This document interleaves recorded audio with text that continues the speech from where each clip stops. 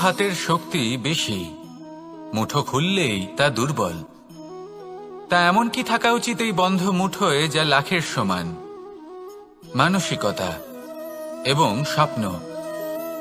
মানুষ জন্মগ্রহণ করে, তার মানসিকতা সময়ের সাথে উন্নত হয়। মানসিকতা অনুযায়ী সে স্বপ্ন দেখে, আর সেই স্বপ্ন সার্থক করতে সে পরিশ্রম করতে থাকে। কিন্তু খুব গুরুত্বপূর্ণ একটা কথা আছে যা আপনার মনে রাখা উচিত। আপনার এই মানসিকতা, আপনার এই স্বপ্ন, তা যেন আপনার নিয়ন্ত্রণে থাকে। আপনার বন্ধ মুঠোয় যেন এর লাগাম থাকে, আপনি যেন এর প্রভু হন। যদি তা হয় তবেই আপনি লাভবান হবেন।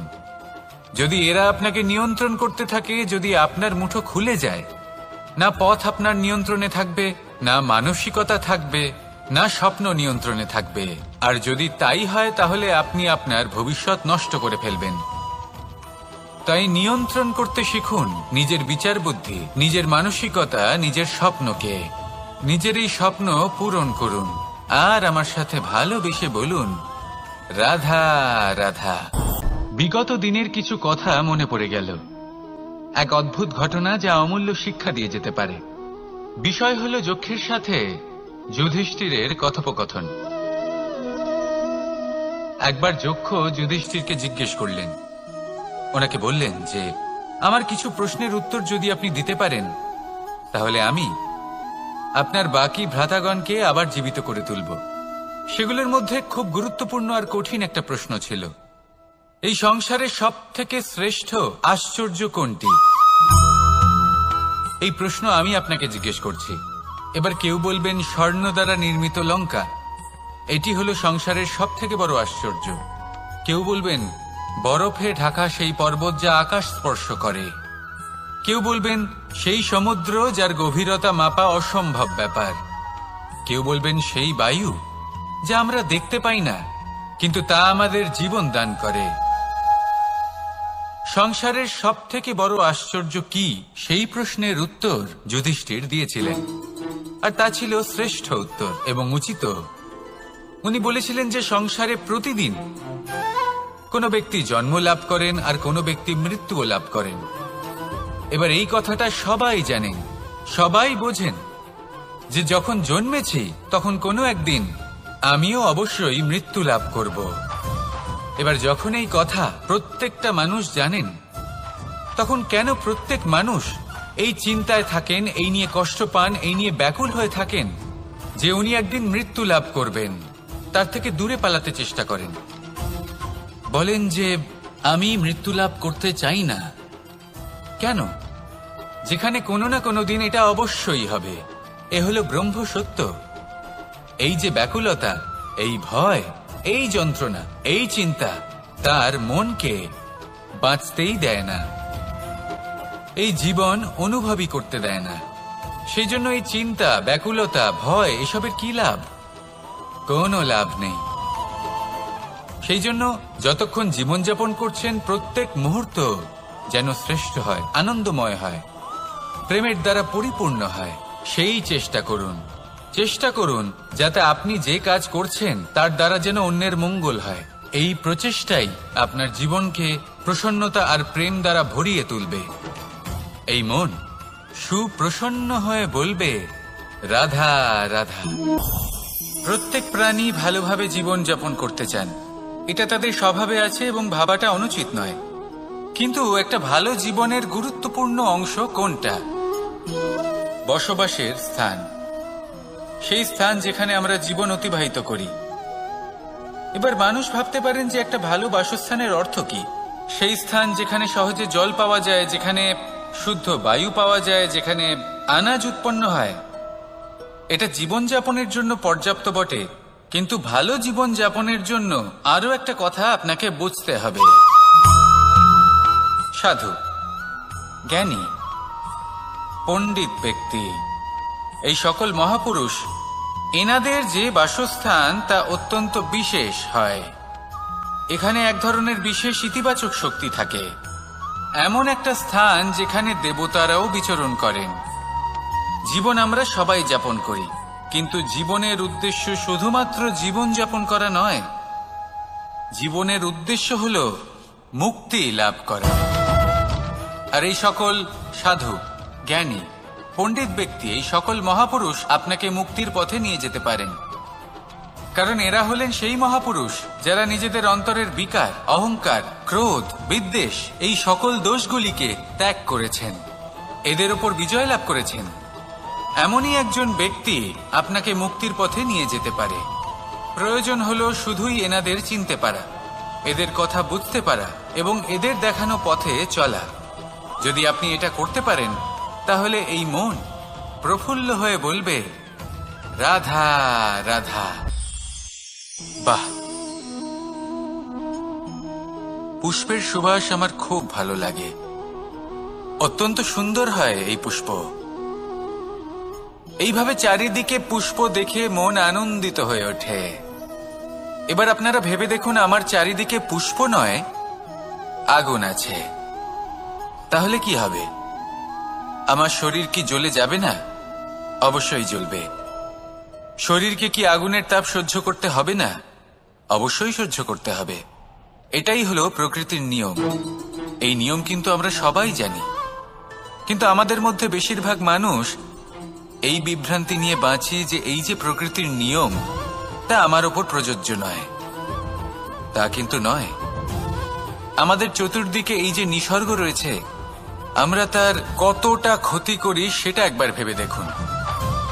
আমরা বনাঞ্চল জ্বালিয়ে দিই, বায়ু দূষিত করি, জল দূষিত করি, প্রাণীদের হত্যা আমরা করি। কেন? এই নিসর্গ আমরা নষ্ট করি, যদিও আমরা জানি যে আমরাও হলাম এই নিসর্গেরই অংশ। এবার দেখুন, শরীরের কোনো অংশে যদি আগুন ধরান, আস্তে আস্তে সমস্ত শরীরও জ্বলে যাবে। সেইভাবেই নিসর্গ যদি নষ্ট হয়ে যায়, তাহলে মনুষ্য জাতিও নষ্ট হয়ে যাবে। তাই এই যে নিসর্গ আপনি দেখছেন, এই পুষ্প, এই বৃক্ষ, বায়ু, জল, এদের সকলকে রক্ষা করুন, নষ্ট নয়। মনে রাখবেন, যদি নিসর্গ থাকে মানুষ থাকবে, যদি নিসর্গ থাকে তাহলেই জীবন থাকবে। আসুন আমার সাথে ভালোবেসে বলুন, রাধা রাধা। এই সংসারে সবাই বলেন, আমি অর্জুনের মতো হয়ে উঠতে চাই। সবাই চায় যে তারাও যেন অর্জুনের মতো গান্ডীব লাভ করে।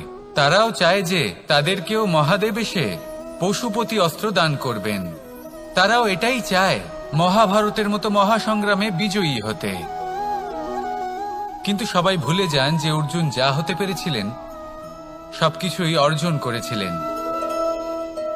যদি আপনিও অর্জুনের মতো গান্ডীব লাভ করতে চান, তবে আপনাকেও তার মতোই শ্রেষ্ঠ কাঠ নির্বাচন করতে হবে। সেই কর্ম আপনাকেই করতে হবে। তার প্রত্যঞ্চা যাতে তীব্র হয়, তার জন্য আপনাকে সর্বশ্রেষ্ঠ দড়ি খুঁজে বের করতে হবে। আপনার বাণ যাতে ঘাতক হয়, সেই জন্য আপনাকে নতুন নতুন ধাতু খুঁজে বের করতে হবে। সেই শিক্ষা আপনাকে লাভ করতে হবে, তবেই আপনার ইচ্ছে পূর্ণ হবে। অর্জুন হওয়া বড়ই সরল, যদি আপনি কিভাবে অর্জন করতে হয় তা জানেন। শুধুমাত্র স্বপ্ন দেখেন যারা, তারা কখনোই অর্জন করতে পারবেন না। কিন্তু যদি কেউ অজ্ঞাতবাস ভোগ করতে পারে, যদি কেউ লাক্ষাগৃহ থেকে পালিয়ে বাঁচতে পারে, যদি কেউ কঠোর তপস্যা করতে পারে, প্রতীক্ষা করতে পারে এবং পরিশ্রম করতে পারে, তাহলে সে অর্জুন অবশ্যই হয়ে উঠবে। যদি আপনি অর্জুন হয়ে উঠতে চান, তাহলে কর্ম করতে শিখুন আর আমার সাথে ভালোবেসে বলুন, রাধা রাধা। এই পুকুর দেখছেন আপনি? বাচ্চা, বৃদ্ধ, যুবক, যাকেই আমি জিজ্ঞেস করব এটা কি, সবার উত্তর সেই একই হবে। উত্তর তখনই বদলাবে যখন প্রশ্ন এটা হবে যে আপনি এই পুকুরে কি করতে চান। কেউ বলবে আমি এমনি এর পাড়ে বসে এই জল স্পর্শ করে ঠান্ডা হাওয়ার আনন্দ অনুভব করতে চাই।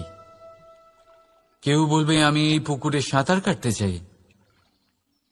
কেউ বলবে কাগজের নৌকা বানিয়ে আমি এতে ভাসিয়ে দিতে চাই। কেউ বলবে আমি মাছ ধরে নিজের জীবন যাপন করতে চাই, ইত্যাদি ইত্যাদি। আপনাকে একটা কথা বলে রাখি, আমাদের জীবনও এই পুকুরেরই মতন। একই রকম। কিন্তু আমরা এই জীবন নিয়ে কি করব সেই সিদ্ধান্ত আমাদের। এই পুকুরে আপনি মুক্তও পাবেন, আবার পাঁকও পাবেন। যদি আপনি মুক্ত পেতে চান তাহলে এই পুকুরের গভীরে আপনাকে যেতে হবে, ততটাই চেষ্টা করতে হবে যতটা করলে আপনি সেই মুক্ত অর্জন করতে পারবেন। না হলে শুধু পাঁকে হাত পড়বে। তাই যা আমি সর্বদা বলে থাকি, সিদ্ধান্ত আপনার। রাধা রাধা।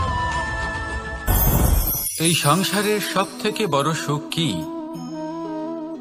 কেউ বলবেন নিজের লক্ষ্য প্রাপ্ত করা, কেউ বলবেন ধন উপার্জন করা, কেউ বলবেন নিদ্রাই সব থেকে বড় সুখ, কেউ বলবেন রাজ্য লাভ করা, আবার কেউ বলবেন মাতার হাত থেকে খাবার খাওয়া, আদি ইত্যাদি। কিন্তু যদি সত্যি কথা বলি, এই সংসারের সব থেকে বড় সুখ হল সেবা করা। কখনো কাউকে সেবা করে দেখুন। এই সেবা দ্বারা অন্য কোনো মানুষের আশীর্বাদ লাভ করাতেই সুখ রয়েছে। আপনার সেবা ভাব দ্বারা যখন কোনো মানুষ নিজের অন্তরাত্মা থেকে আপনাকে আশীর্বাদ করে, তার থেকে বড় সুখ আর কিছুই নেই। কারণ প্রত্যেক মানুষের মধ্যে ঈশ্বর বাস করেন। নরের সেবাই হল নারায়ণের সেবা। নিষ্কাম সেবা করাই হল সব থেকে বড় সুখ। তাই নিজের অন্তরে সেবার এই ভাব জাগ্রত করুন। যে সুখের কথা আমি বলছি, সেই সুখ অনুভব করেই দেখুন। এই মন সুপ্রসন্ন হয়ে বলবে, রাধা রাধা।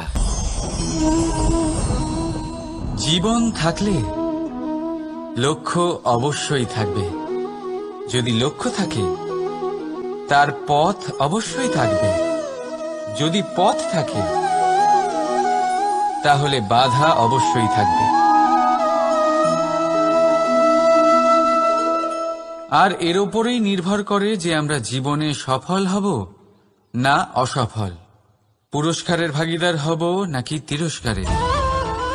মনে করুন আপনাকে একটা কাজ করতে হবে, আপনাকে পর্বত আরোহণ করতে হবে, আর সেই পথের ঢাল আপনাকে একাধিকবার ফেলে দেবে। পাথর আপনাকে একাধিকবার আহত করবে। এই অবস্থায় কি করবেন? সাধারণ মানুষ বেছে নেয় প্রতিশোধ। সেই পর্বতকে নষ্ট করে দেওয়ার চিন্তা ভাবনা করে, তার ভিতকে নড়িয়ে দেওয়ার কথা ভাবে সেই মানুষ। কিন্তু পর্বতকে তো কেউ নষ্ট করতে পারে না। তাই অসফল হওয়ার সাথে সাথে কুখ্যাতিরও ভাগীদার হয়ে যায় সে। দ্বিতীয় পথ হল পরিবর্তন। যদি আপনি সেই পর্বত ভাঙার পরিবর্তে তাতে সোপান তৈরি করেন, তাহলে আপনিও সেই পর্বতে উঠতে পারবেন, অন্য কেউও তাতে উঠতে পারবে, আগামী প্রজন্মও তাতে উঠতে পারবে, আর সেই আগামী প্রজন্ম সর্বদা আপনার সুনাম করবে। তাই জীবনে প্রতিশোধ নয়, পরিবর্তন বাছুন।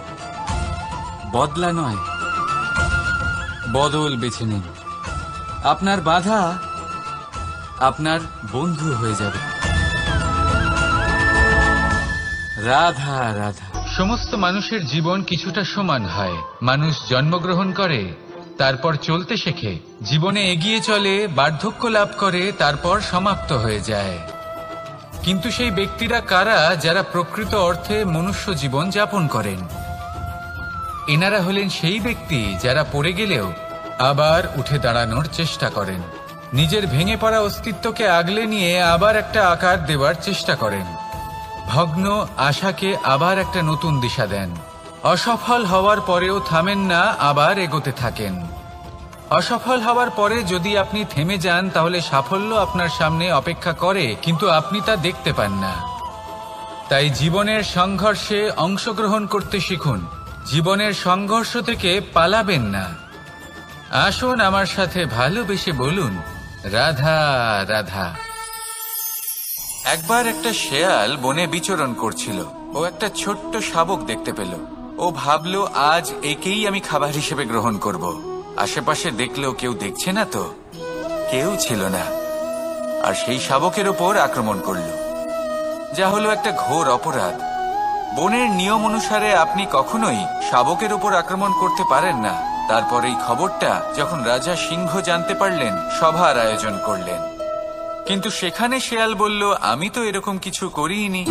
কিন্তু যদি আপনি এরকম বলেন, কোনো প্রমাণ দিন, এর কোনো সাক্ষী আছে?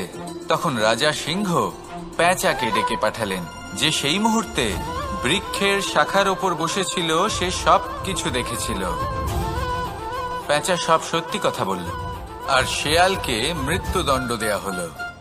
এবার এই কাহিনী আমি আপনাকে কেন শোনালাম?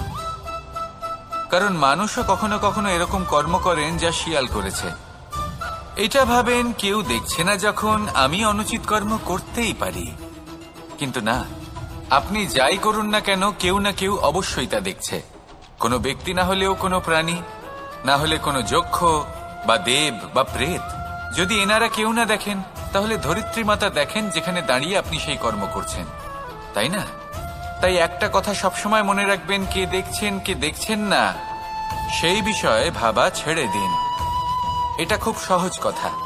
আপনি যদি উচিত কর্ম করেন, উচিত ফল পাবেন। যদি অনুচিত কর্ম করেন, তাহলে আপনি অনুচিত ফল অবশ্যই পাবেন।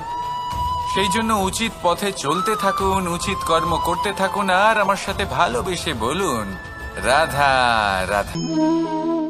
মানুষ বড়ই বিচিত্র প্রাণী। এই মানুষ যখন তার হাত খালি থাকে, তখন তার চোখ স্বপ্নে ভরা থাকে। যখন হারাবার কিছুই থাকে না, তখন অর্জন করার চেষ্টা করে যায় সে নির্ভয় হয়ে এগিয়ে চলে, প্রত্যেক সংকট, প্রত্যেক বিপদের সম্মুখীন হয়ে। কিন্তু যখন হাত ভরে যায়, তখন স্বপ্ন দেখাই বন্ধ করে দেয় সে। যা পেয়েছে তা যাতে হারিয়ে না ফেলে, সেই ভয়, সংকট ও বিপদের সম্মুখীন হওয়া বন্ধ করে দেয়। সেই পথটাই ভুলে যায় যাতে চলে সে সাফল্য অর্জন করেছে। এটা অনুচিত। জীবনে যে কোনো পরিস্থিতি আসুক, যে কোনো অবস্থায় থাকুন, আহ্বানগুলোকে স্বীকার করুন। কারণ যদি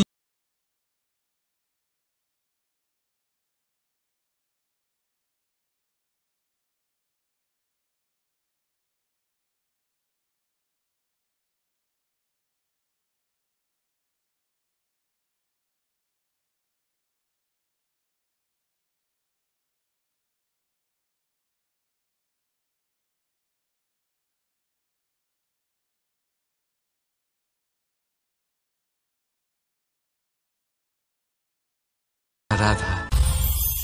কেউ বলে জীবন খুব ক্ষণস্থায়ী, কেউ বলে জীবন হলো একটা সুন্দর স্বপ্নের মতো, আবার কেউ বলবে জীবন হলো এক কঠোর সত্য। কিন্তু জীবন আসলে কি? জীবন হলো আপনারই প্রতিবিম্ব, একটা দর্পণ। অর্থাৎ আপনি জীবনকে সেইভাবেই পাবেন যেরকম আপনি নিজেকে প্রতিপন্ন করবেন। যদি আপনি দর্পণের দিকে তাকিয়ে হাসেন, তাহলে আপনি সামনে হাসি মুখী দেখতে পাবেন। এবার যদি আপনি গম্ভীর হয়ে থাকেন, তাহলে আপনি একজন রুষ্ট ব্যক্তি দেখতে পাবেন। শেষে সবথেকে বেশি গুরুত্বপূর্ণ হলো আপনার চেষ্টা। আপনাকে সবসময় চেষ্টা করতে হবে যাতে আপনি নিজেকে প্রসন্ন এবং ইতিবাচক মনোভাবে রাখেন। এটা হলো আপনারই উত্তরদায়িত্ব, তাকে পালন করুন। এই মনকে প্রসন্ন রাখুন, এই সংসারকে সুন্দর বলে মনে হবে। আর এই মন প্রসন্ন হয়ে বলবে, রাধা রাধা। এই বৃহৎ বৃক্ষকে দেখুন, অত্যন্ত শক্তিশালী বৃক্ষ। এটা সবারই প্রিয়। তা সে ছোট হোক বা বড়, বৃদ্ধ হোক বা জোয়ান, সবাই ভালোবাসে এই বৃক্ষকে। আর সত্যি বলতে এই বৃক্ষ সবাইকে সেবা করে, সবাইকে ফল দান করে, সবাইকে ছায়া প্রদান করে। দূর থেকে দেখে মনে হয় এর কোনো পরিচর্যার প্রয়োজনই নেই। কিন্তু একজন কুশল মালী এইভাবে ভাবেন না। তিনি সময় অন্তরে খুব খুঁটিয়ে এই গাছ নিরীক্ষণ করেন, দেখতে থাকেন। যদি কোনো এমন শাখা থাকে যা রোগগ্রস্ত, তাহলে সেটা কেটে আলাদা করে দেন। যদি এমন কোনো শাখা থাকে যা মৃত, তাহলে সেটা আলাদা করে দেন। আর এইভাবে উপযুক্ত দেখাশোনা করার কারণেই এই বৃক্ষ এইভাবে সুস্থ হয়ে থাকে, সতেজ হয়ে থাকে, সবার সেবা করতে থাকে। আপনাকেও নিজের সাথে সেটাই করতে হবে। নিজের জন্য আপনাকে একজন কুশল মালী হয়ে উঠতে হবে। রক্ষা করতে হবে নিজের শরীরের, নিজের মনের। আপনার শরীর যদি রোগগ্রস্ত হয়ে পড়ে তাহলে ওষুধ গ্রহণ করতে হবে। যদি এই মন কোনো এক কারণে বিচলিত হয়ে পড়ে তাহলে তার থেকে নিজেকে মুক্ত করতে হবে। আপনি যদি নিজের যত্ন নেন তবেই এই বৃক্ষের মতো হতে পারবেন, সেই বৃক্ষ যে সবারই প্রিয়, সবাইকেই সেবা করে। আসুন আমার সাথে ভালোবেসে বলুন, রাধা রাধা। এই সংসারের সব থেকে গুরুত্বপূর্ণ তত্ত্ব কোনটা? প্রথম হলো সময়। জন্ম থেকে মৃত্যু পর্যন্ত এই যে সময়, এটাই তো হলো জীবন। দ্বিতীয় হলো জীবন, যাতে আমরা সময়ের সদ্ব্যবহার করি, শ্রেষ্ঠ থেকে শ্রেষ্ঠতর কাজ করার চেষ্টা করি। বহু বছরের এই পরম্পরা, এই সংস্কৃতিকে এগিয়ে নিয়ে যাওয়ার চেষ্টা করি। এই সংসারে আমরা অংশগ্রহণ করতে চেষ্টা করি। তৃতীয় হলো ধন, সেই ধন যা প্রত্যেক ব্যক্তি অর্জন করতে চেষ্টা করেন। এবার এই তিনটি তত্ত্বের মধ্যে একটা সামঞ্জস্য আছে, সমান ব্যাপার আছে। সে ধনই হোক বা সময় হোক বা হোক জীবন। আর সেই সমান ব্যাপার হলো যে যদি আপনি এটা গণনা করতে থাকেন তাহলে তা কমতে থাকে, যদি আপনি এটা ব্যবহার করেন তাহলে তা বাড়তে থাকে। একে সংগঠিত করে রাখতে চেষ্টা করলে এ হাত থেকে ফসকে যায়, কিন্তু যদি আপনি একে সামলে রাখতে শিখে যান তাহলে এমন কাজ করবেন যাতে সংসারের সাথে সাথে পরবর্তী প্রজন্ম লাভবান হবে। যদি কিছু শিখতে চান তাহলে সামলাতে শিখুন, গণনা করা বা সংগঠিত করা নয়। আসুন আর আমার সাথে ভালোবেসে বলুন, রাধা রাধা। আমাদের শরীর প্রকৃতির সর্বশ্রেষ্ঠ রচনা। যে অঙ্গ প্রত্যঙ্গ আমরা লাভ করেছি প্রত্যেকটির মধ্যে একটি নিজস্ব বার্তা রয়েছে।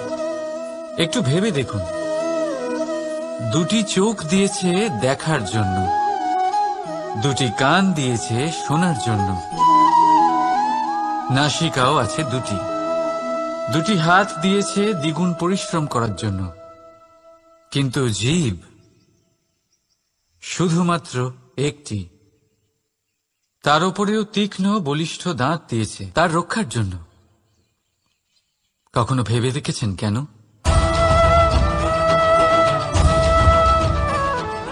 কারণ শব্দ আর শব্দের প্রয়োগ মানুষের সবচেয়ে বড় অস্ত্র, যার প্রয়োগ যত ভেবেচিন্তে করা যায় মানুষ তার জীবনে ততটাই উপরে উঠতে পারে। তাহলে মনে রাখুন, দেখুন, শুনুন আর বুঝুন বেশি, বলুন কম। রাধা রাধা। আমরা সকলে শক্তি অনুভব করতে চাই। এবার যদি আপনাকে জিজ্ঞেস করা হয় যে সবথেকে বেশি শক্তির অনুভব কোথা থেকে করা সম্ভব, তখন কেউ কেউ বলবেন পুষ্টিকর আহার গ্রহণ করলে, ব্যায়াম করলে, কেউ বলবেন ধন লাভ করলে, বন্ধুদের থেকে, পরিবারের থেকে, আদি ইত্যাদি। এইভাবে আপনি শক্তির অনুভব অবশ্যই করতে পারেন, কিন্তু সবথেকে বেশি শক্তির অনুভব যদি আপনি করতে চান তাহলে তা পাবেন শুধু একতার দ্বারা, সংগঠনের দ্বারা। যদি আপনাকে উদাহরণ দিই, নিজের এই হাতটাকে দেখুন, 5টা আঙুল রয়েছে। কোনো একটা বস্তুকে নিজের একটা আঙুল দ্বারা তুলে ধরার চেষ্টা করে দেখুন, বড়ই কষ্ট হবে। তখন আপনি বুঝতে পারবেন যখন এই 5টি আঙুল একত্রিত হয় তখন কোনো কাজ কতটা সহজ হতে পারে। এটাই হলো শক্তি, একতার। সব থেকে ভালো উদাহরণ যদি আপনাকে দিই তাহলে বাঁশি। এই বাঁশি থেকে অত্যন্ত মধুর সুর নির্গত হয় যা সবার মন প্রসন্ন করে দেয়। এই কথা সত্যি, কিন্তু এই বাঁশি আমি একটা বা দুটো আঙুল দিয়ে বাজাতে পারবো না। আমাকে প্রত্যেকটা আঙুল ব্যবহার করতেই হবে, তবেই এর থেকে মধুর সুর নির্গত হবে যা সকলকে প্রসন্ন করবে, ঠিক কিনা? ঠিক এইভাবেই যদি আপনি চান যে আপনার জীবনরূপী বাঁশি থেকেও মধুর সুর নির্গত হোক বা সবার মনকে প্রসন্ন করে তুলুক, তাহলে আপনাকেও জীবনে একতা নিয়ে আসতেই হবে। আপনি একাও কর্ম করতে পারেন, পথ চলতেও পারেন, সামনেও এগোতে পারেন, সাফল্যও লাভ করতে পারেন। কিন্তু যখন সকলে একসাথে এগোবেন, সেই পথে চলবেন, সেই কর্মই করবেন, তখন লক্ষ্যে অবশ্যই পৌঁছবেন, সাফল্য অবশ্যই লাভ করবেন। কিন্তু সেই সাফল্য এবং তার আনন্দর সংমিশ্রণটাই একটু অন্যরকম হবে। তাই জীবনে ঐক্যবদ্ধ হন, একসাথে মিলে এগোতে থাকুন, আর আমার সাথে ভালোবেসে বলুন, রাধা রাধা। এই হলো বট গাছের একটা বীজ।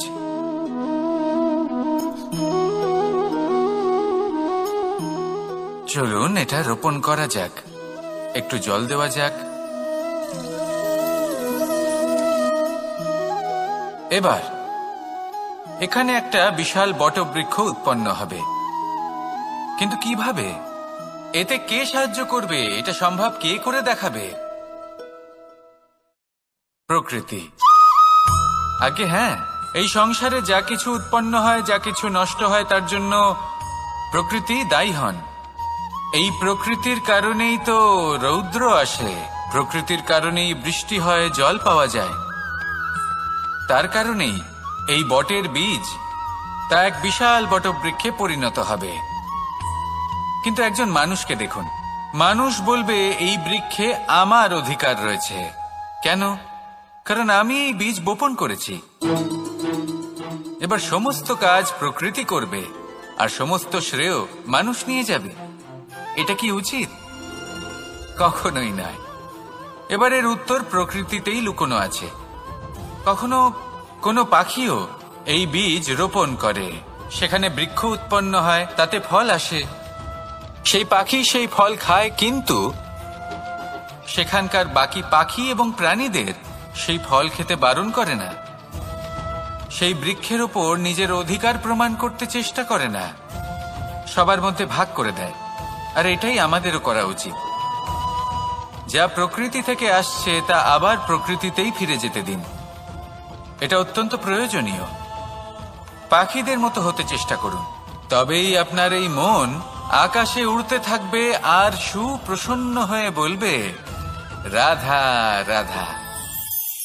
দু রকমের প্রাকৃতিক বেগ থাকে। প্রথম হলো বর্ষা। যখন এর বর্ষণ হয় তখন মাটিকে শীতল করে নতুন ফসল ফলায়। আর দ্বিতীয় হয় পবন, যা আমাদের সর্বদা শ্বাসবায়ু প্রদান করে। অশান্ত এই মনকে শান্তি প্রদান করে, এই ক্লান্ত শরীরে স্ফূর্তি প্রদান করে।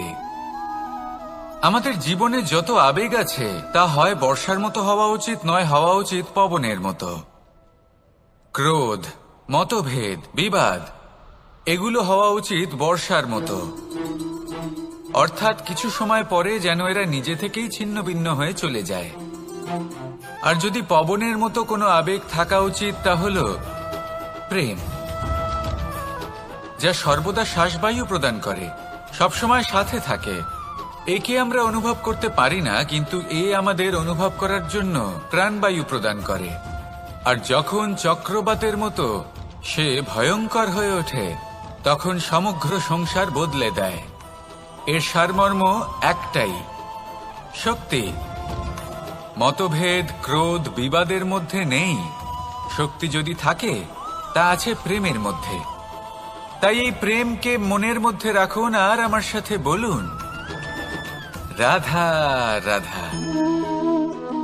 ঘৃণা, প্রেম, রেগে যাওয়া, মান ভাঙানো, ভুলে যাওয়া, এই সকল অনুভূতি মানুষের জীবনে অত্যন্ত গুরুত্বপূর্ণ। মানুষের এই অনুভূতিগুলো না থাকলে মানুষ একটা যন্ত্রের থেকে বেশি আর কিচ্ছু না। কিন্তু এই অনুভূতি আপনি ভুল দিকে চালিত করলে এরাও আপনাকে আর মানুষের মতো বাঁচতে দেবে না। যদি ঘৃণার কথা বলেন, যদি আপনি কোনো ব্যক্তিকে ঘৃণা করেন, সেটা কেন? ব্যক্তিকে ঘৃণা করবেন কেন? ঘৃণা করুন তার স্বভাবগুলিকে, সেই স্বভাবগুলিকে যা সেই ব্যক্তিকে অপ্রিয় করে তুলছে। কারণ স্বভাব পাল্টানো যায়। সেইভাবেই রাগ করুন, কিন্তু তাদের কথায়, তাদের ওপরে নয়। কারণ কথা বদলে দেওয়া সম্ভব, ভুলতে হলে ভুলুন তাদের ত্রুটি, তাদের নয়, কারণ ভুল অবশ্যই শুধরে নেওয়া যায়। প্রেম করুন তবে তাদের আত্মার সাথে, তাদের অনুভূতির সাথে, শরীরের সাথে নয়, কারণ শরীর হলো নশ্বর। বলুন কিন্তু খারাপ ভাবে নয়, ভালোবেসে। রাধা রাধা।